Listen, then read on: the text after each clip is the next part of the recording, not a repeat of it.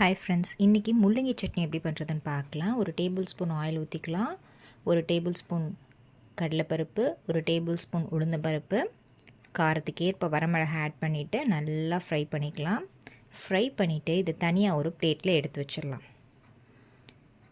அதே எண்ணெயில் சின்ன வெங்காயம் 15லேருந்து 20 ஆட் பண்ணிவிட்டு 5-6 பல் பூண்டு ஆட் பண்ணிக்கலாம். பூண்டு, அப்புறம் கொஞ்சமாக புளி, தக்காளி, ஒரு கை ஃபுல்லாக முள்ளங்கி சின்ன சின்னதாக கட் பண்ணி போட்டிருக்கேன். இந்த சட்னிக்கு தேவையான அளவு உப்பு போட்டு நல்லா வதக்கிடலாம். தக்காளியோட தோல் பிரிஞ்ச ஓரளவுக்கு வதக்கிட்டு தேங்காய் போட்டு 2 நிமிஷம் வதக்கிட்டு இதை நல்லா ஆற வச்சுருங்க. நம்ம ஏற்கனவே எடுத்து வச்சுருந்த கடலைப்பருப்பு, உளுந்தம்பருப்பு, வரமிளகா அதையும் இது கூட சேர்த்து நல்ல ஒரு ஃபைன் பேஸ்ட்டாக அரைச்சி எடுத்துக்கலாம். இந்த சட்னி கெட்டியாக இருந்தால் தான் சூப்பராக இருக்கும். இட்லி, தோசை கூட சூப்பராக இருக்கும். இதுக்கு தாளிப்பு கடுகு, உளுந்தம்பருப்பு, கருவேப்பிலை. வீடியோ பிடிச்சிருந்தா சப்ஸ்கிரைப் பண்ணிக்கோங்க.